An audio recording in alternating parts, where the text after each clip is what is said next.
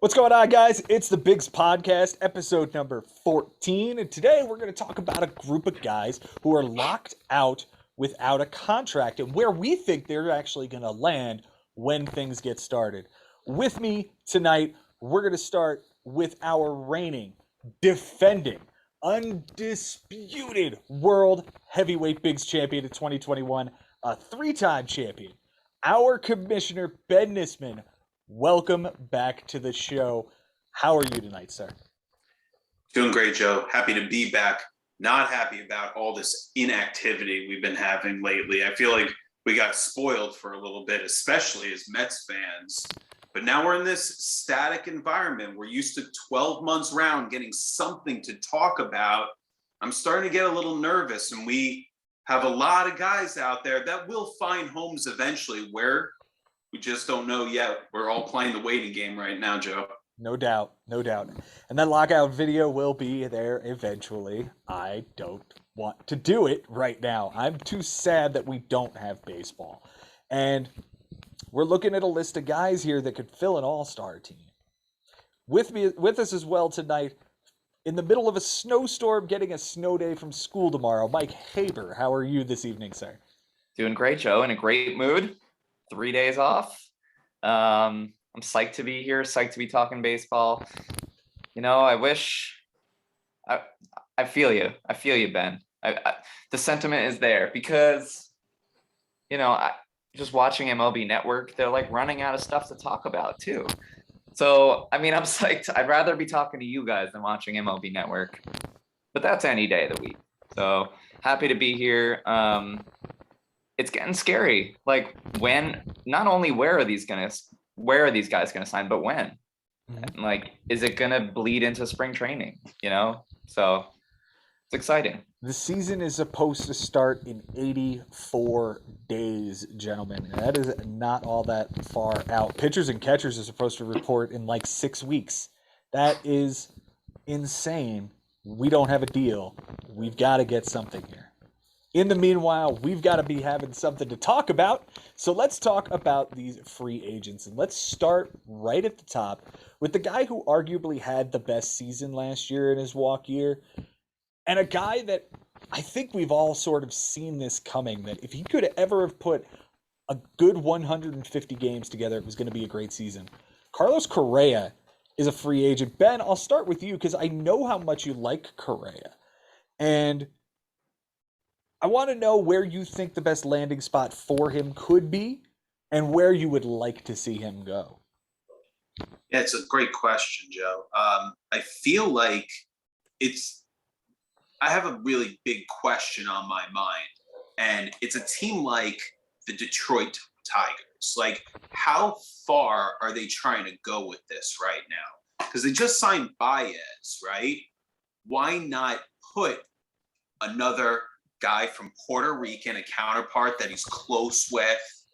I feel like that tandem worked really well in the World Baseball Classic. They went all the way to the finals. They were doing incredible things. I mean, I like that marriage there. If Detroit is trying to go all in, I don't know what their plan is, how far they're trying to make their window. Is it very small? Are they trying to go?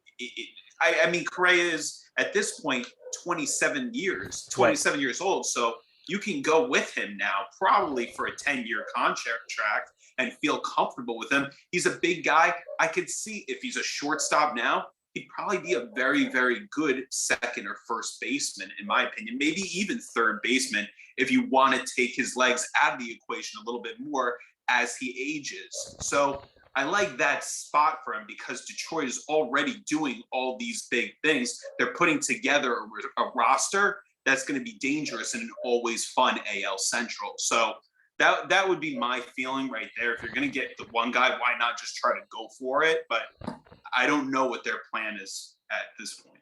I do like Detroit as a landing spot there. The playing time with him and Baez would be pretty interesting. Mike Haber, are you going to say the New York Yankees here just to be the Yankee fan? It's a tough call. We are obviously in desperate need of a shortstop. And with only 2 stars still on the board, I don't know how likely it is for this guy that has destroyed the Yankees and a guy that the Yankee fans despise. How likely is it that he lands in New York? I mean, would I like to see Correa in pinstripes? Probably not. But if I see him there, I'm gonna root for him, begrudgingly. But I'd rather honestly have someone like a Trevor Story. Interesting. But so where do you think is the best landing spot for Correa? I could see Correa landing on the Angels at this point. I think that's my number one spot for him. They're another team that's in desperate need of a shortstop. They're a team that, I know you guys will disagree with me, but a team that should be competing this year.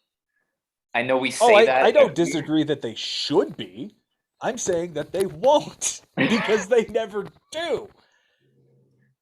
And they get way too much credit for having a generational talent, and now guess what? 2 generational talents on the team and have done nothing. I do not give credit to the Angels for finishing under 500 for the last 5 years. Sorry. Yeah. No, I don't either. But I like the Ohtani and Syndergaard and Patrick Sandoval at the top of their rotation.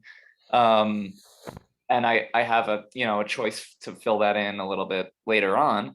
But adding Correa to the lineup of Ohtani, Trout, Walsh, Rendon, Max Stassi, I mean, could be a nice. It definitely lengthens the lineup, and you know, Tyler Wade all of a sudden doesn't have a spot to play anymore, right? Because David Fletcher's still going to be in the lineup.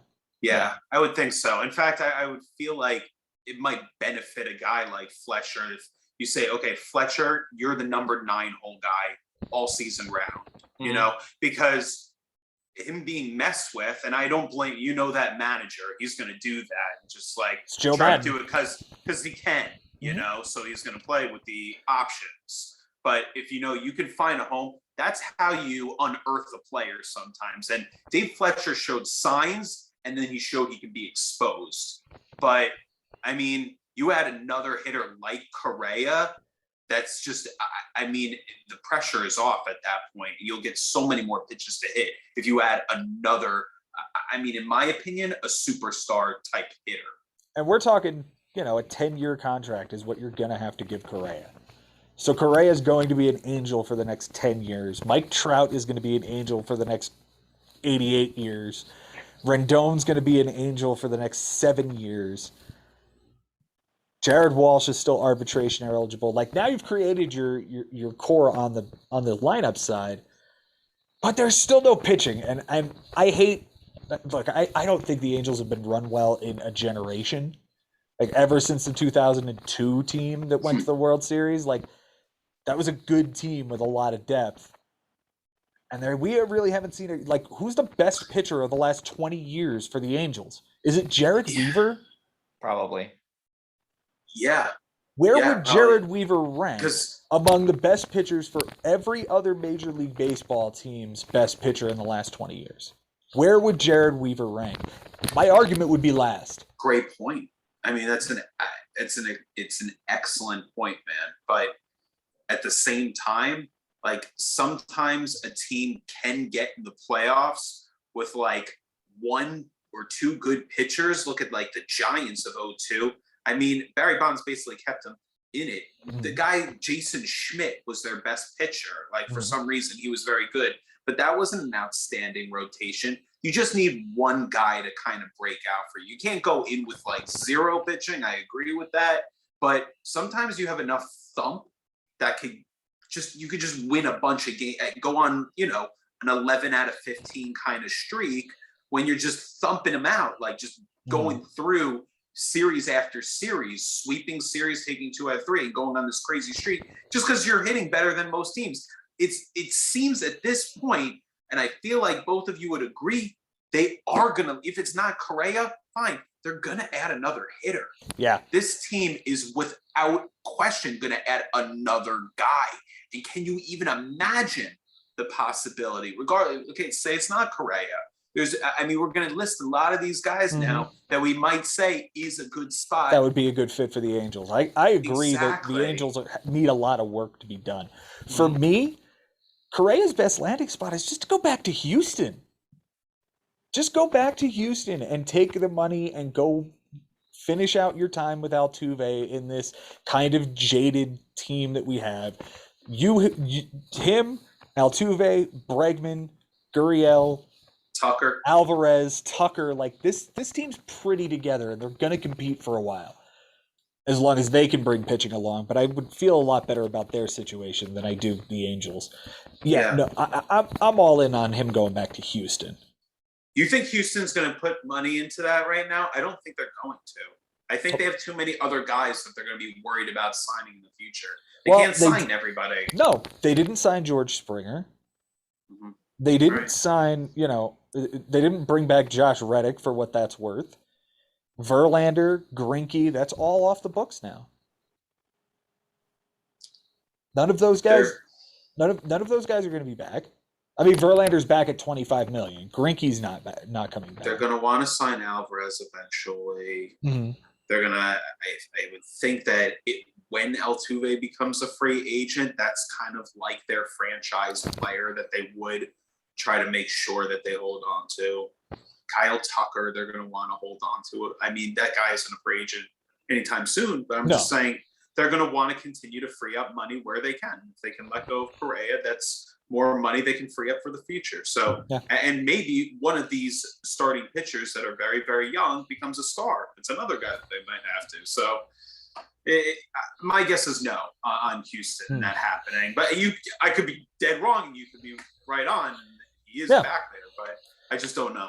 We'll have to see. We'll have to see. I've got Correa going back to Houston. Mike Haber, you've got him going to L.A., and Ben, you've got him going to Detroit. I don't know if he's definitely going to Detroit. I thought that was a good match. I didn't know I was trying to predict where he would go. Okay. I'd have to think about that more. Okay.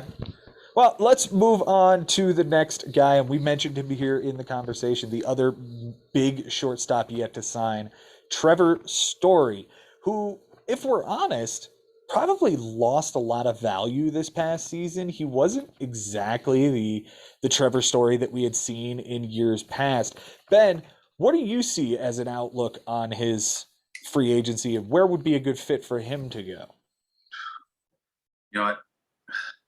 It's for me, it's a question of if he can possibly make a position switch, Joe. Okay. Because this is a team that I'm actually going to bring up for another, at least a couple other guys that we're going to talk about on this list. But I'm bringing them up now to play third base for the Philadelphia Phillies. Interesting. Because I just thought, if he's there, also Didi, I think he was only a 2-year deal, if I'm not mistaken. He's there next year. I don't think he's there after 2022. That being said, that would really stunt the growth of a top prospect by the name of Bryson Stott that I know the Phillies really like. I mean, at the end of the day, that comes down to a philosophy thing, and it's Dave Dombrowski at the helm there. He's known for shipping off prospects and depleting your minor league system in order to go all in on stuff. So I do like that fit. I really do.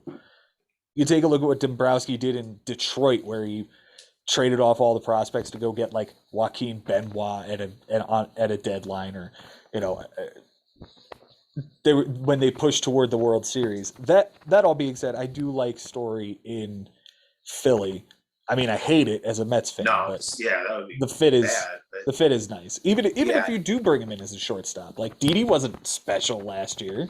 No, he makes a lot of errors. Yeah, actually, I mean, I personally think defensively, Trevor Story is a better shortstop, and offensively, I would say he's definitely a better shortstop.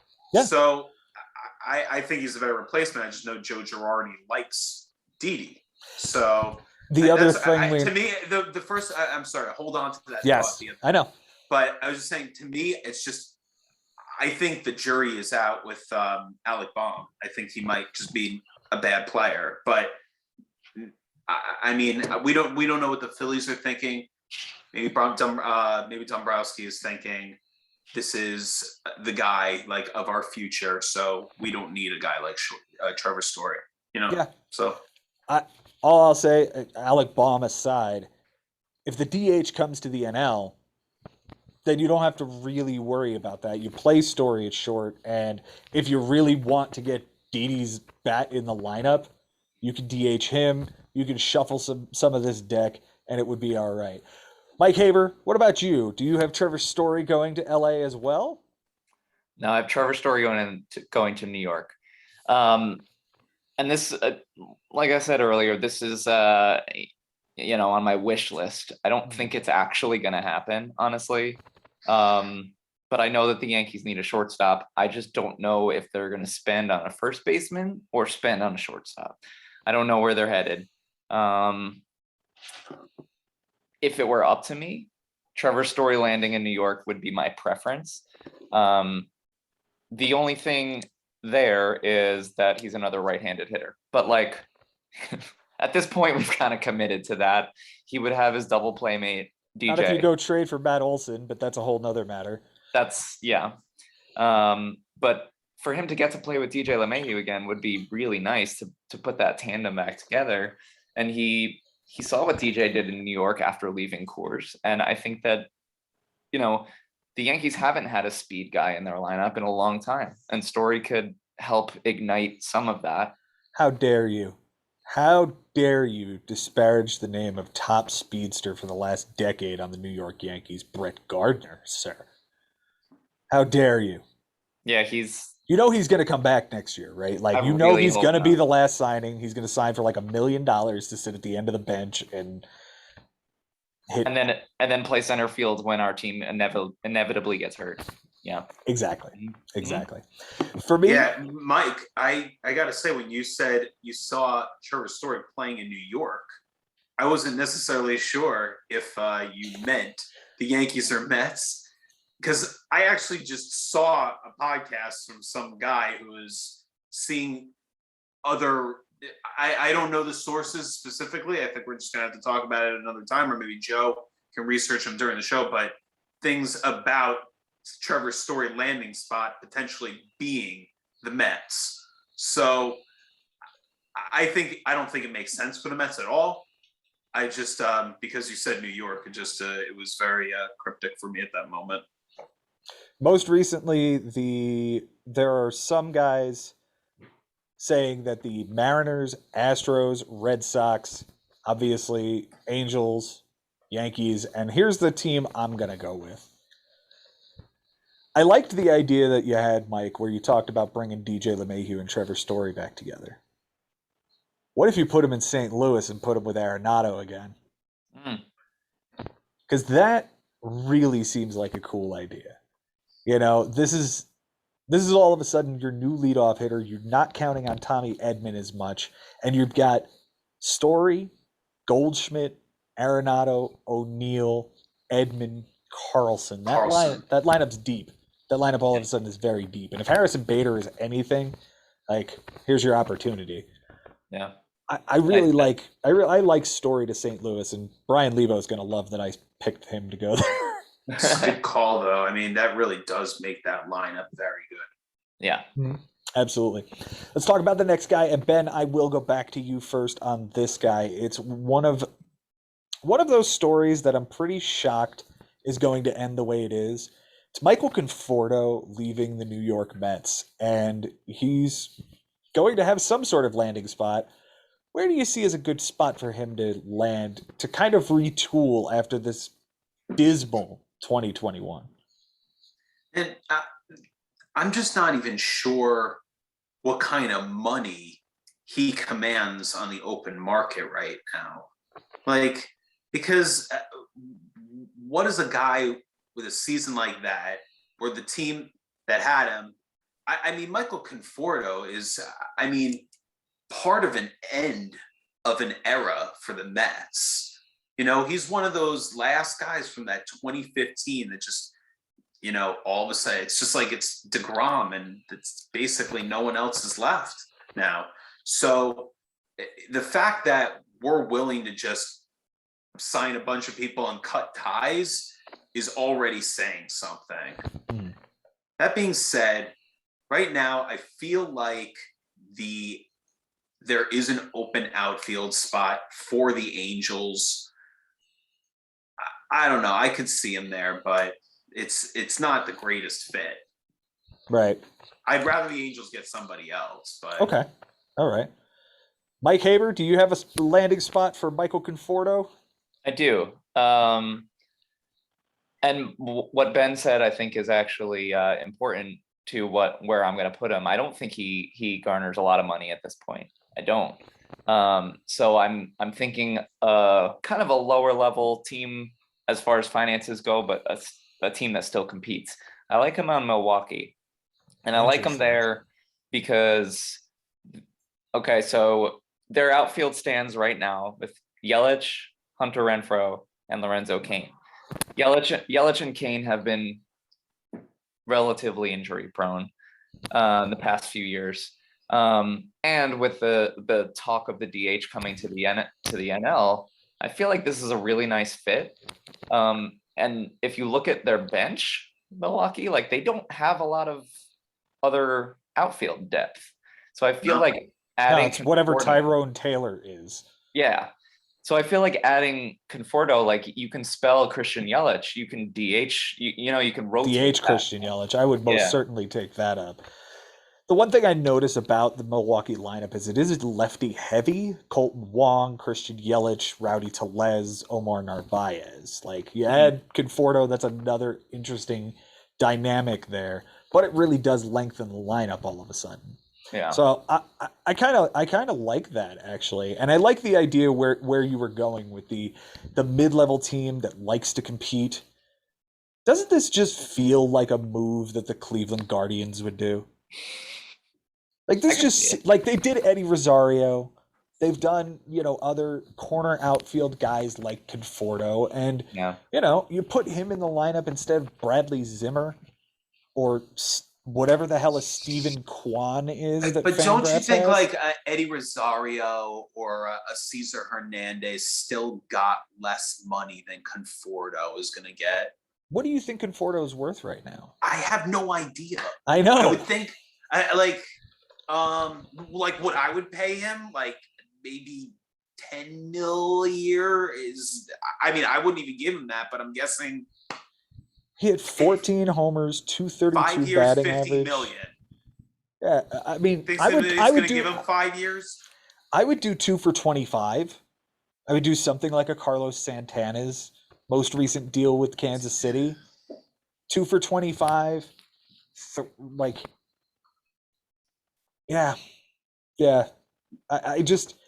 This feels like he's going to land. He's a good player. I want to see. I'm so. I think curious. He's better than he was last year. Let's say no that doubt. Much. He's better than he was last year. And honestly, for what the 2020 season was, like he was getting on base a good amount. I was very impressed with how he and Dominic Smith were playing as a tandem for the Mets, even though it was a 60-game season and they didn't even win half of them. So.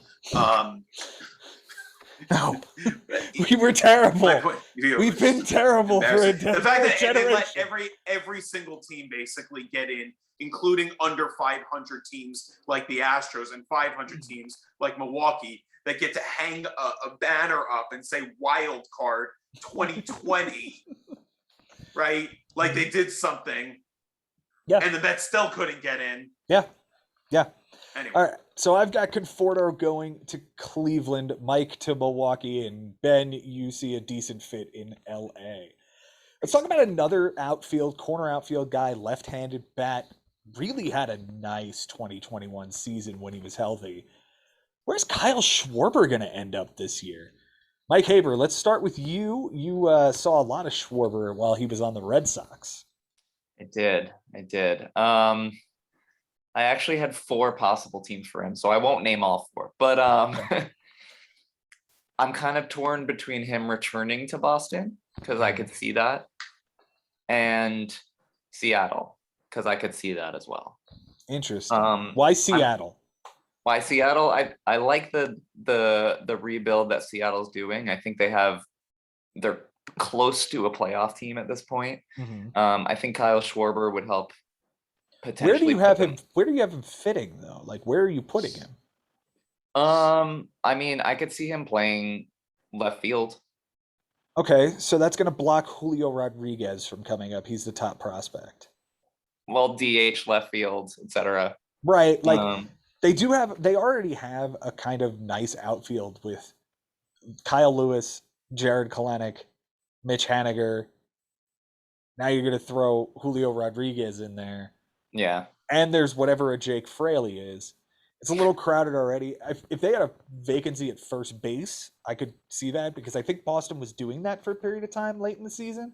Yeah. Um, I love the idea of him going back to Boston as well, and I'll save Yeah. that for a moment. Benjamin Nisman, what do you see in Kyle Schwarber, and where's a good fit for his services? All right. Well, I was going one way with it, but I'm going in a different direction. Okay. Call me crazy. I see him in the world champion Atlanta Braves uniform. Interesting. Where do you see him playing? First base. Well, we're going to have an interesting conversation later on in the show. Yes. And I'm just going to leave it there because we need to let that simmer for a minute. Mhm. All right. I man, that'll be interesting. Anyway, Boston I really like. The only thing is I don't want to stunt Bobby Dahlbeck. I think he could be a decent fit for them and a cheaper option than Schwarber. Mhm. The DH is obviously JD Martinez. I still think he could play left for them because, again, I go back to if Manny Ramirez could do it, I'm Right. sure Kyle Schwarber can. Yeah. But that kind of stunts Jaron Duran, but I digress. I like that fit anyway. So Boston for me, Seattle for Mike, Atlanta at first base for Benjamin. We'll see where he goes after we talk about another guy that I thought the New York Mets would already be in on this guy, but it seems like Mark Canha is taking the spot that I thought would eventually go to Nick Castellanos, who had an unbelievable walk year and opted out of his contract to become this free agent this year. Ben, where do you see a good landing spot for Nick Castellanos? Well, I've mentioned them before, and I'll mention them again. I think the Philadelphia Phillies, it just works. He's played third base in the past. Not that he's probably going to, but I like him just the fact that they're more than likely will be the DH in the National League. You can probably, if anyone, rest McCutchen.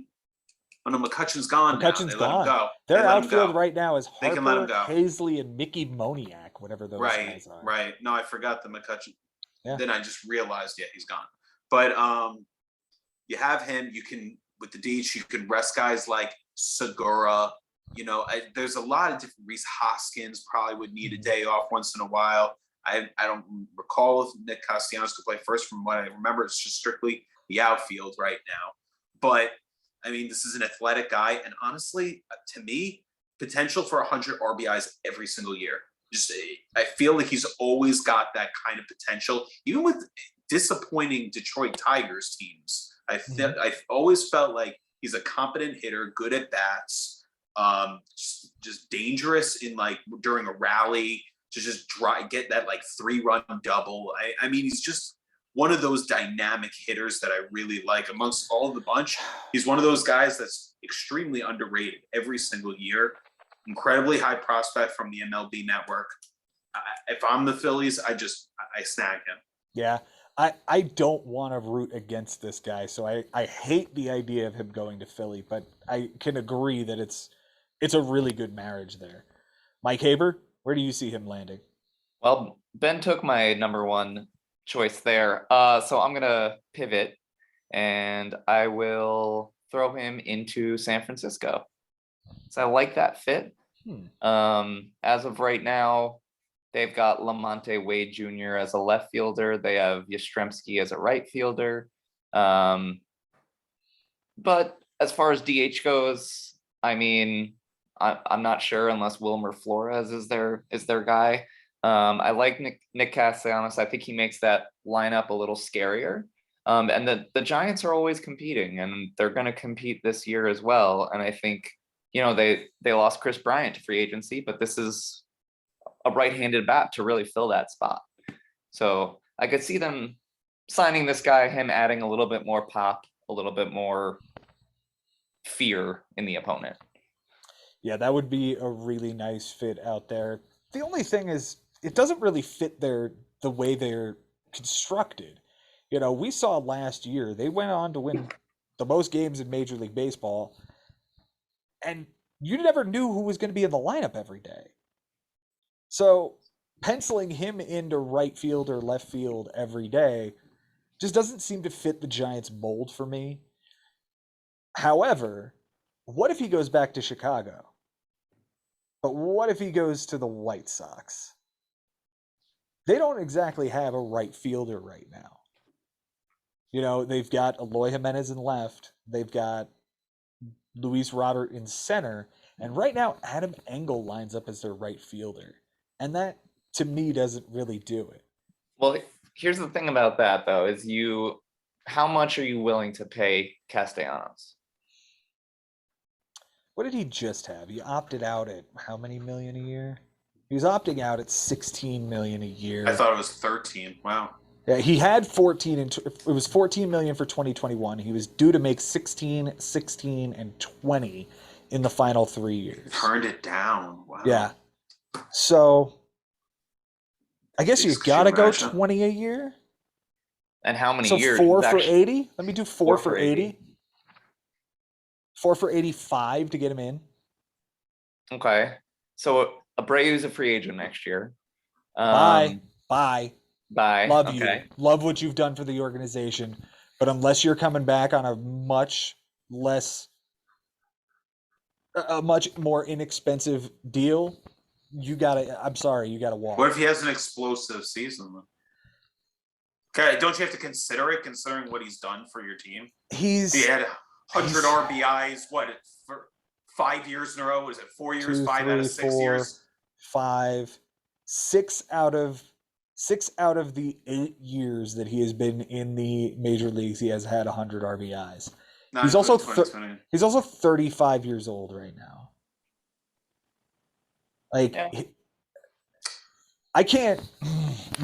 You're walking, especially when I've got Andrew Vaughn here and I've got Gavin Sheets here. Like, those are inexpensive options for me to plug in at first base. We already assumed that Vaughn was going to spell Abreu at first base and move Abreu to a DH role. Yeah, I'm letting Jose Abreu walk after this year. This is the year to go for it. This is the year. 2022 is the year for the White Sox to go for it. That's why you go get Nick Castellanos right now. Okay. And you open up your window for after Abreu's gone.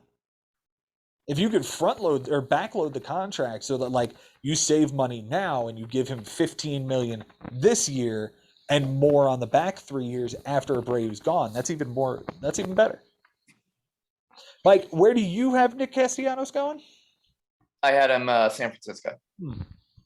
So, Ben, you have him Phillies. To the Phillies. That's it. So, yeah, Chicago White Sox.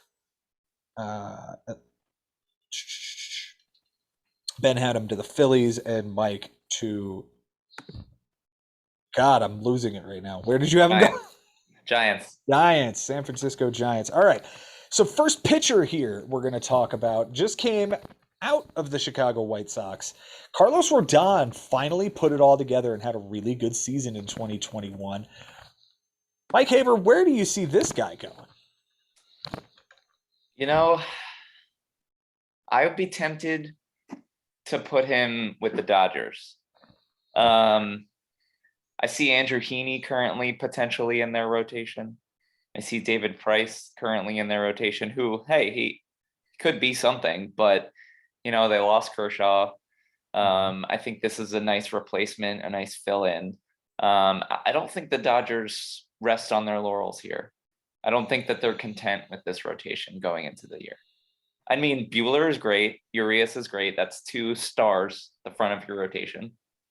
what's Trevor Bauer? What's happening with That's that? the name. That's the name that I think everybody's forgetting about with this team. Is Yeah, that something's got to happen with him, and until we know that, he can't be counted on to be in the rotation. right. But realistically, unless there's some sort of agreement for them to part ways, he's going to be in this rotation. And as a number 3 behind Urias and Bueller, that's pretty amazing. If you add Rodon to that, and then you get your 5 as a combination of Gonsolin, Haney, Price, like that sounds pretty good to me. Yeah, and it sounds like that's a Dodger strategy right there. Let's load up on guys. Let's get 6, 7 deep in our rotation. That's a Dodger strategy. So I can And see it them saves going his shoulder because that's the issue with Rodon until this past year. Yeah. I Yep. like it. I like it, man. Benji, where do you see Rodon going? I hate to sound redundant here, but again, they need pitching help, and I don't think Syndergaard is going to be enough. See them going for another guy, make this guy probably the number 2 in the rotation behind Ohtani, and that's not a bad 1-2 there. Now you got something going with a very dynamic offense as well. Interesting. Ohtani, Rodon, Syndergaard, Sandoval. That's not a terrible 1 through 4, and all of a sudden you'd have to give them good money, right? I think the Kevin Gossman, Robbie Ray area of 5 for 110 feels right for Rodon. I don't think so. I feel like he shouldn't command the money those guys got. He didn't have as good of a year as those 2 guys. He had a better ERA at 2.37. He had a 2.37 ERA. Yeah. Sorry if I sound unprepared. I didn't realize that. Yeah, 185 strikeouts and 132 and 2/3 innings. He finished 5th in the Cy Young. Pretty low on the innings compared to the other guys, though, no? But isn't that exactly what teams like the Rays and the Giants and the Dodgers are doing now? Like, that's kind of a pretty solid season. It's the most he's pitched since 2018. Right. So you got to believe that at least there's a step forward going. Yeah, you got the feel that I have now with the Angels is like, well, if you put him in there, now this is like another guy you kind of have to pamper. Like you're not gonna work Ohtani that much. Syndergaard is just coming back from something. Sandoval, if he's really good, then they're going to have rules on Sandoval, like all of a sudden. Mm-hmm. So, and then Rodon. So maybe just that's the direction we have to accept that baseball is going now. That a starter should be expected to pitch 5, or 4 or into the 5th, but no more. I hear you. I hear you though. That would be my fear with the Angels is what you just said, is that it's a fragile rotation already. Yeah. And now you're adding another piece that's fragile that you have to pamper. That's my only fear and hesitation. Yeah. I've got this dude putting on pinstripes. The Yankees need pitching. I'll take him. You'll take him? I'll take him. 5 for 90? Wow, that seems very reasonable. Sign me up. 5 for 90 is that's $18 million a season. He would absolutely Cole and slot. Tyon. No, Tyon's gone right now. Tyon. They're not going to bring back Tyon. Well, he's a free agent right now. I mean, if they go and sign him, great. But right now, it slots as Cole, Montgomery, Severino, Cortez, and Domingo Germán. With the potential of Davy Garcia, Luis Hill, Clark Schmidt. Michael King is going to be in there somewhere too. Right. I just think that if you bring in Rodon, then you don't have to rely on Nestor Cortez to be anything. Like, thank you for what you were last year. At some point, you were better than Garrett Cole. But why wouldn't he be an option? I don't understand why Cortez is even a consideration for the rotation. Exactly. He looked like a major leaguer to me. But I just think he fits better into the bullpen, which is all of a sudden not very good. Loaizaga, cool. Green, probably good. Chapman, is what he is. Who else? Michael King. I think Tyone is on the Yankees. I think he's a free agent in 23. Yeah, he's still on for this year. Oh, so I'm not crazy. No, you're not crazy. I just don't know. But he is injured. I don't know if he's going to appear because he had ankle surgery. Yeah. And what do you do when your boss controls your rehab and you just had ankle surgery and you're locked out? Yeah. Don't know. Don't know. All right. Mike, you have him going to the Dodgers, Ben to the Angels, me to the Yankees. Let's talk about a bigger left-handed fish and a guy who's a generational talent that we've seen this lifetime. It's Clayton Kershaw. I'm surprised he's not already inked back with the Los Angeles Dodgers. He also had some injury concern coming into the end of last season. He wasn't on much of the playoff roster, right? So where do you stand with Clayton Kershaw? What do you think he'll command as far as a contract? What's the best landing spot for him outside of the Dodgers? That's my caveat there. You have to say outside the Dodgers. Ben, let's start with you. Well, there is one team that I can think of that, can and will spend money, and they're looking for some pitching help because, they're probably towards the bottom of the barrel. And that's the New York Metropolitans. No, I'm just kidding. I was like, God damn, could you imagine? Could you imagine? If that's your number 3. Jesus. Yeah, I know. Yeah.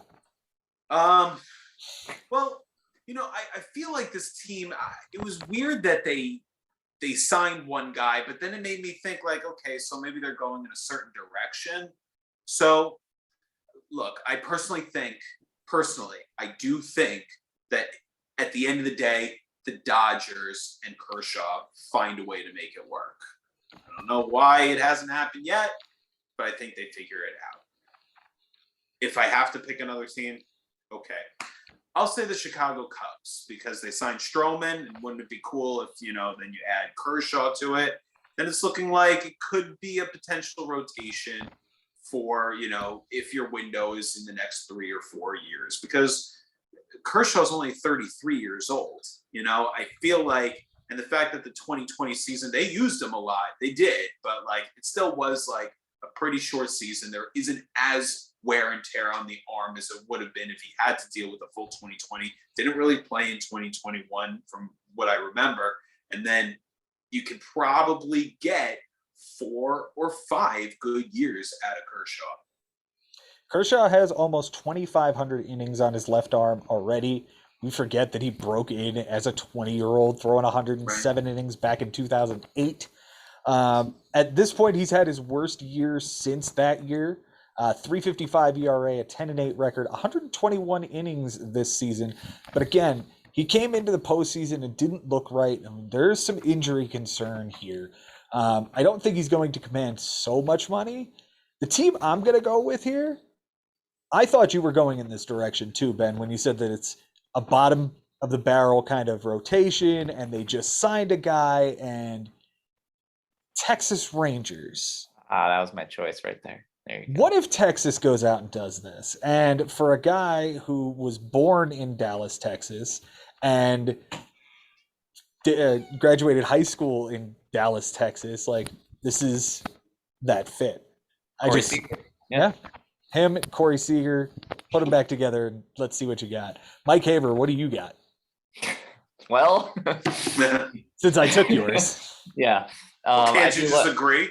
I do agree, but if I have to pick another landing spot, I'm going to go with the Ben Nisman pick. I'm going to pick the Angels if I have to pick another landing spot. Okay. Because I like him staying in LA. All right. This is the conversation that 20 minutes ago I was like, let's put a pin in this and we're going to come back to it. Ben Nisman has Kyle Schwarber going to the Atlanta Braves to play first base. Does that mean you have Freddie Freeman going somewhere else?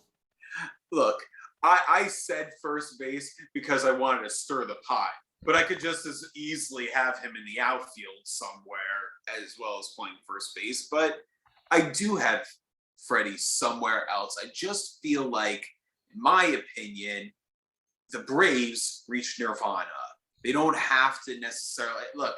It'd be nice to bring back the guy that did it for you, that's been your guy since 2010, 2009. I mean, they've been with him for a long time. I feel like they even drafted him earlier than that.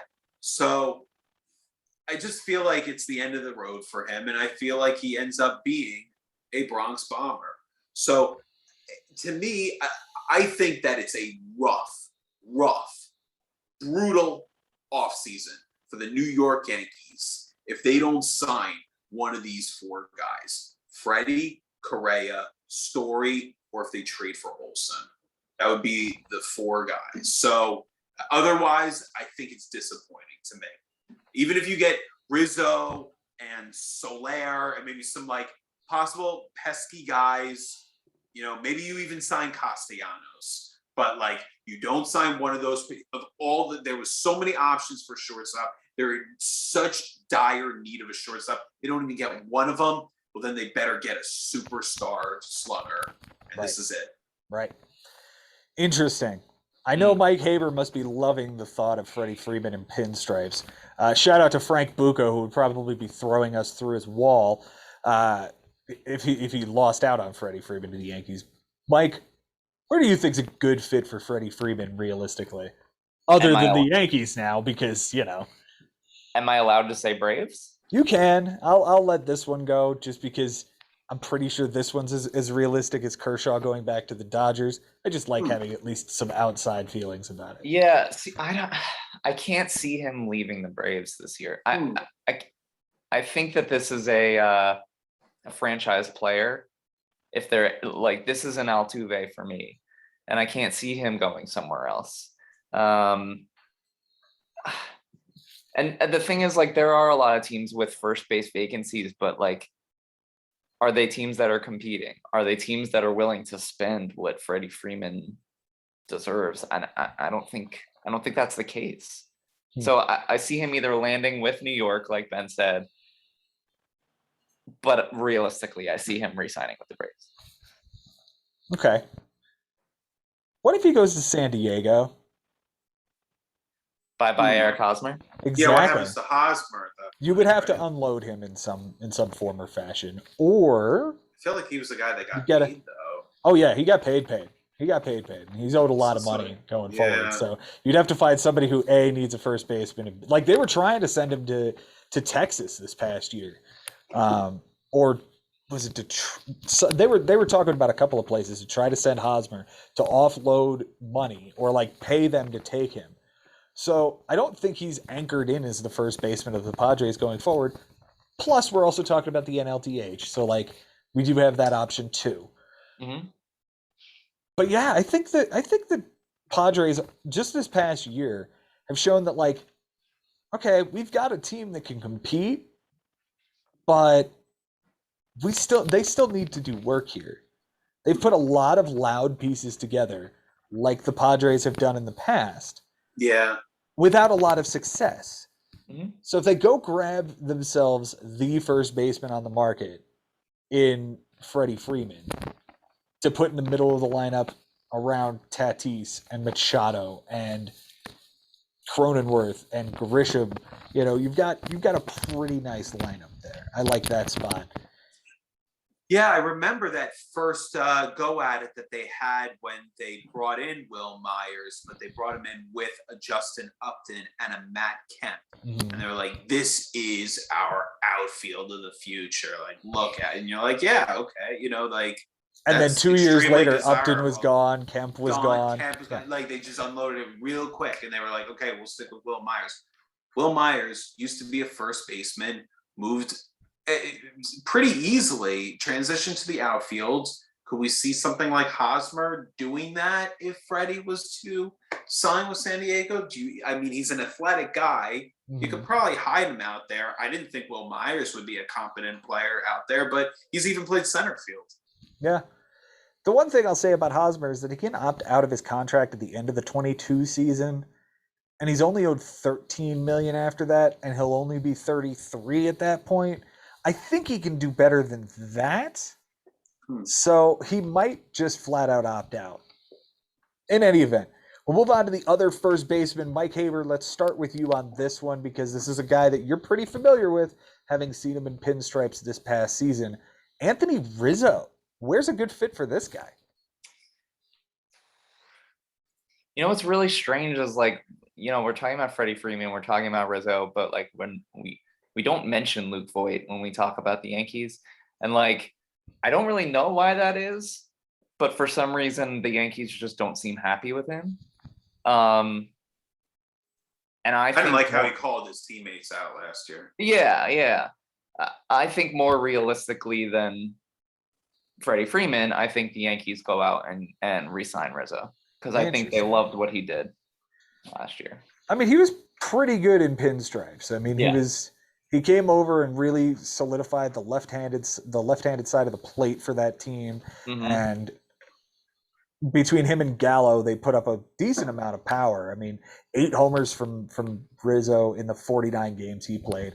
I like the fit. I do like the fit. Ben, where do you see him fitting in? Yeah, see, I was considering Schwarber before I said Atlanta. This was the other team I was thinking of him going to, but I think it's the team that I see Rizzo going to, and that's back home to the Cubs. They're going to bring back someone, I think, someone that's classic, that's from that World Series championship team.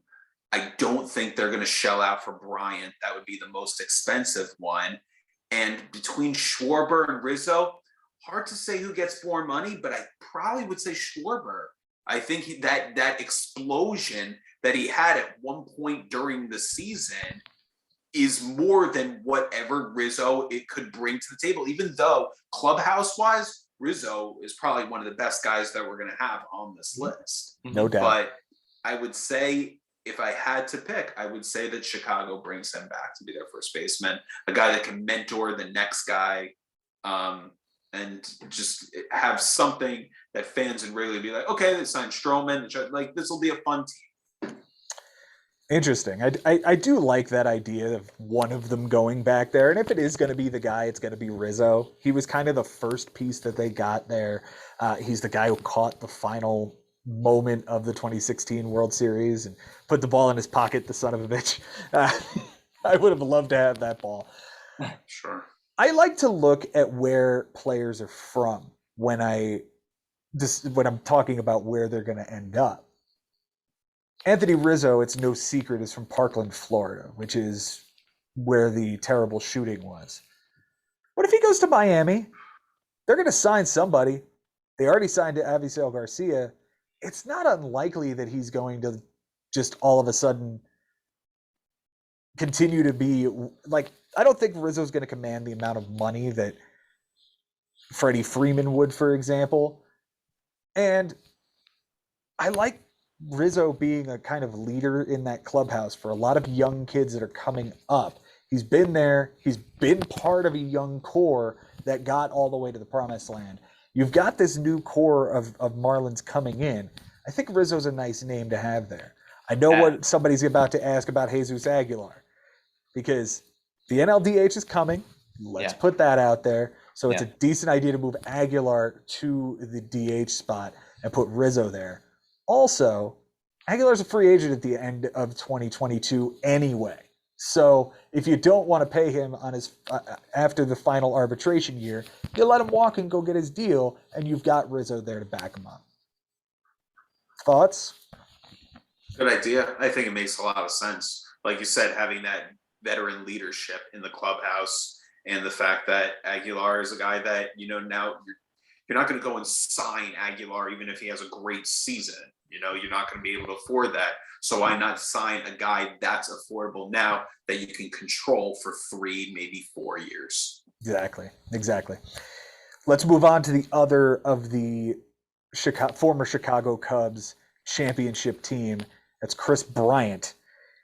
Ben, I'll start with you. Where do you think is the best fit for him to land? Well, the best fit is probably the San Francisco Giants. However, why the heck not can he play in Flushing in the outfield? You have him and Canha in the corners and Marte in center. Nimmo can ride the pine, or look, the DH, like we said, is coming. It's another spot that you could put Bryant in because, he'll play all over he'll play third base, he'll play the corners in the outfield, and then give him that day off and let him just hit in the DH spot. I like him there, Joe. I think it makes them the most dangerous lineup potentially in the game, at least in that division right now. The other thing is, to me right now, the thing about the Mets is that if, let's say, one of those two pitchers either don't perform or don't play, then this is just an average team, right? Right. I mean, they're a good lineup. They're solid. I think that they can compete. Their bullpen is okay. I would say a little below average, but the rotation is really just those two guys and then a bunch of question marks, really, in my opinion. You can't call Carrasco a sure thing. You can't call Taijuan Walker a sure thing after he fell off for the second part of the year. And then it's McGill, Peterson. I mean, we're just talking Yamamoto. These are just, There's so many question marks to the point where it's like, this team is just an average to below average team. If one of those studs go down, to me, feels like it's almost inevitable that DeGrom is going to need time off at some point. Scherzer is 37 and a half years old. I mean, you got to do something here. Either sign a good starting pitcher that you can believe in to be the rock as your number 3, or lengthen the lineup even more, like go heavy, forget about it, and make Nimmo and McNeil and Dom Smith like if it's JD Davis there, also just make it the best bench in the game. I think it would be interesting if they brought Bryant aboard. I think third base is still a spot where you can fit him. I think Cano is a likely candidate for the DH. Well, then what are you doing with Escobar? Play him at second base.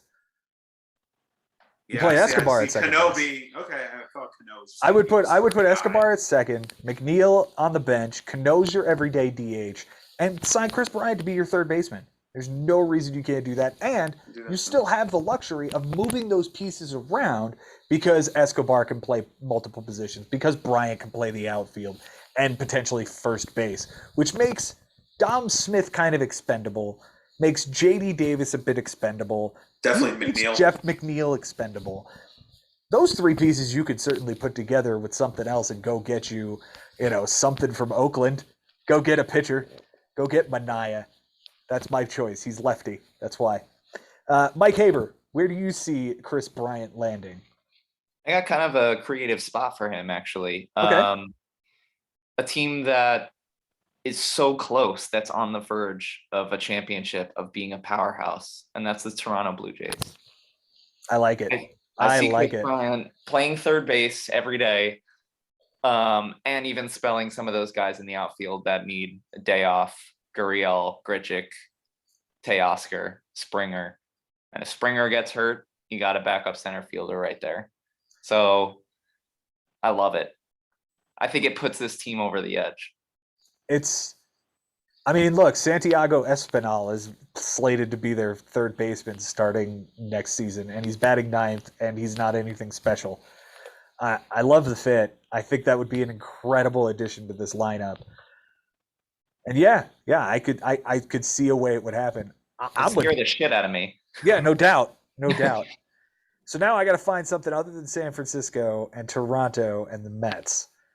And I didn't think I would have to dig this deep into finding something, but what if he's the guy to go back to the Chicago Cubs? I highly doubt it. I do not think that this would happen, but they're going to bring back somebody. He had that huge fight with Chicago and about his service time. He took him to court. He's not going back there. Yeah. But there is a third base option up in Milwaukee.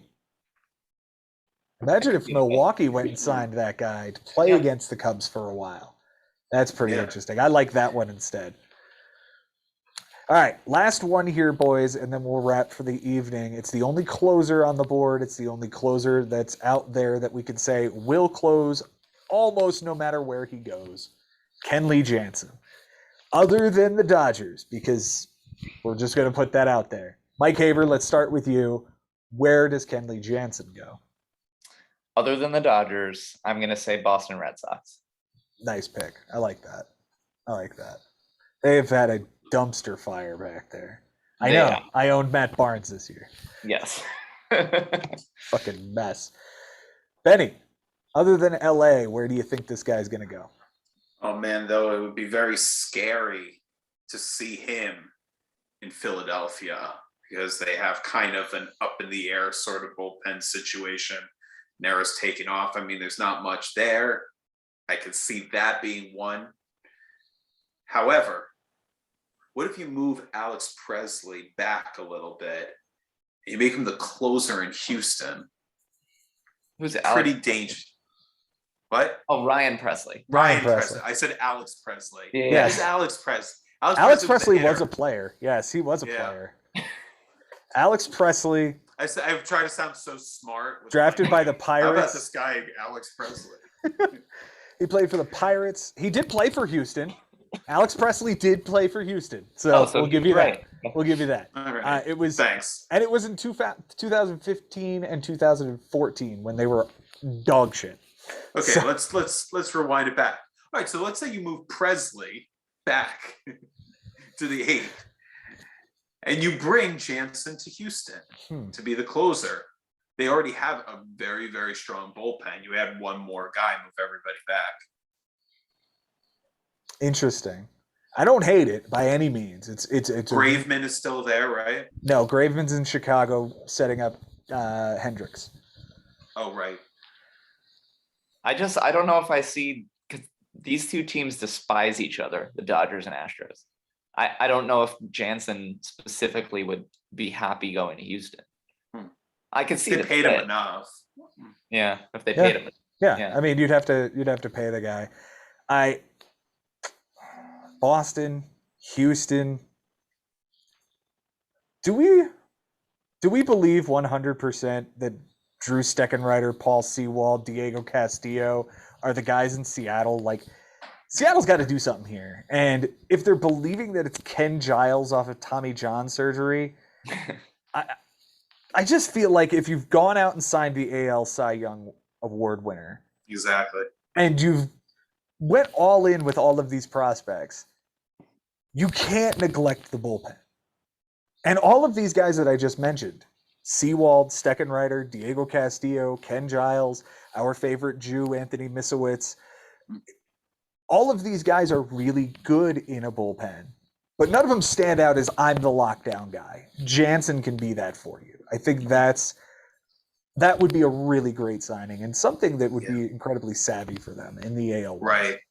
And it's a good way to get some of those other guys that you mentioned, like a Steckenrider, right? Like, you see what they become because they're not going to have to be put in these like high leverage situations all the time. So if like you find their role and just put them in much more low leverage situations, and then they go on a streak 3 or 4 games in a row for them, scoreless innings, now all of a sudden you feel like you can put them in a more critical opportunity in the game where you need them more in the 7th or 8th, something like that. So I think it's a great idea, man. I think it's perfect, especially because that team did so well last year. They finally kind of got themselves in a point where like every big diehard Seattle Mariner fan was just watching all those games in the last week, and it was getting exciting. They just fell short, but they do have decent guys now between like Crawford and France, and they showed you something that they have some guys. Yeah, and look, I could totally see the Seattle Mariners going out in 2022 and winning 71 games and all of this being smoke and mirrors somehow. I could totally see it being a realistic expectation. Like Robbie Ray regresses and another one of their starters gets hurt and Kellenick's not real this year either and Haniger regresses. Like all of these things could be realistic expectations and they could win 71 games. Or it all goes in the other direction and like, I don't know, Logan Gilbert is their best pitcher outperforming Robbie Ray, who's going to be good, but they don't have a bullpen to lock it down. Like I really want this matchup of Jansen to Seattle to be the one that happens. Yeah. Because I mean, could you imagine Jason Ashby, who's already said that he loves the Seattle Mariners this year? Now you put Kenley Jansen on the team. That probably puts him over that four guys on his Bigs team next year Right. that we have. That's For true. sure. Yeah, it does. I would like to see more in their rotation, though. Like, let's say even like if Logan Gilbert he becomes like one of those guys that's one of the best players in the American League, right? Mhm. Like one of the all-star player. It still might not be enough for them. Right. To have those two guys in front, Right. And there's, you look at what's left in starting pitching. Like, let's just take the last couple of minutes here and talk about the guys we're not going to deep dive on, but find a fit here for Seattle. Let's find a starting pitcher that they could go get. They let Yusei Kikuchi walk. He had an okay season. Right. Drew Smiley, Garrett Richards, Zach Davies, Matthew Boyd. If he's healthy. Gives up a lot of hits. I'm crazy about it. Kwang Young Kim. They let Tyler Anderson walk. Old friend Matt Harvey. Older friend Cole Hamels. These are not good options. Oldest friend Jake Arrieta. It's crazy. Garrett Richards pitched more last year than I ever thought he would pitch ever again. Like, he was a guy that remember, when we talk about Jared Weaver being like the best Angel out. Remember when Garrett Richards was the ace of the Angels and like he was the guy that. Do you remember that? I dare, like I said this earlier, Gross. like, name me a pitcher that's better than Jared Weaver has been on the Angels in the last 20 years. John Lackey. Yeah, 20 years. Yeah, you could throw John Lackey in that conversation. Okay. All right.